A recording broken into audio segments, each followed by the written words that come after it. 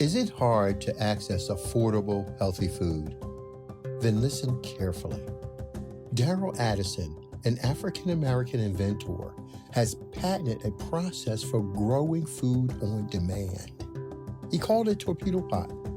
Torpedo Pot is a fully automated flower pot that gives you control over your plant's environment. All you do is add soil, seeds, and plants to the flower pot and watch it grow. Yes, Torpedo Pot grows the rest. Visit www.torpedopot.com.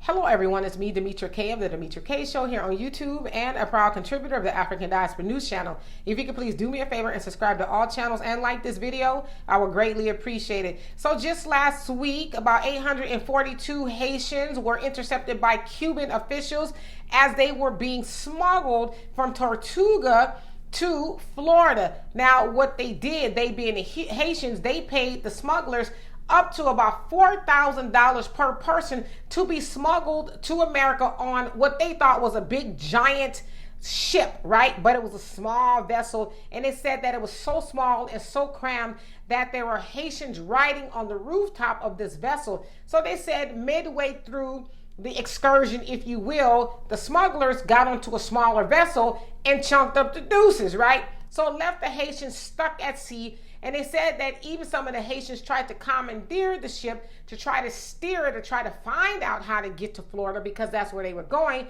But in the process, Cuban Coast Guards, if you will, intercepted them and brought them into Cuba and have housed them in what they call like a summer camp. And so, which is about 300 miles outside of Havana. All right, and so they also said, they being the Cubans, that they have to send them back due to a binational agreement.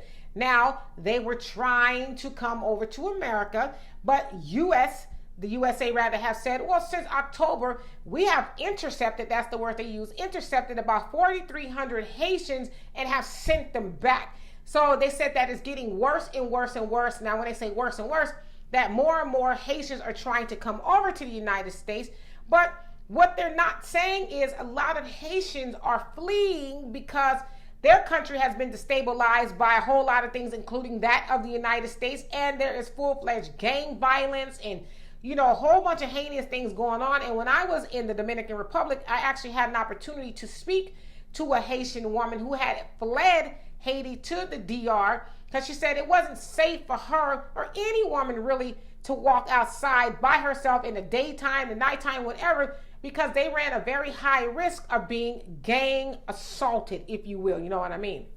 So it's not safe there. So a lot of them are looking for a better life, but the American government is bragging about, well, we just send them back, right? And then you guys remember when Haitians tried to come over and they converged on the Texas border last year, they, you know, sent them back, they being the United States, saying, well, we just don't have the resources to take care of them.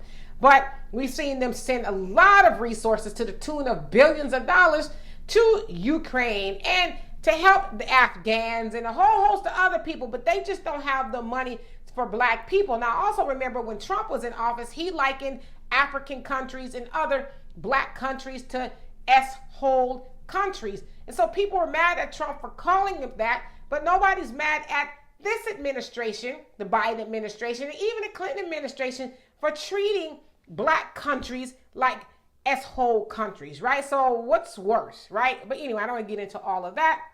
But the other thing I will say to our other brothers and sisters around the world, I know y'all coming over to America for a better life, and some way in your mind you're thinking you're going to be treated differently. No. People in America, white supremacy, let's just keep it real, they don't make the difference between, well, you're a good black and you're a bad black. They think all black people are bad and worthless. And so I just wanted to let you know that if you're coming over here for a better life, you might want to go somewhere else. Maybe like try to go to Africa or something, because they're not going to be nice to you. In fact, they won't even let you land on American soil. So anyway, y'all, for more insightful commentary, please subscribe to this channel and my channel, The Demetra Kaye Show, here on YouTube.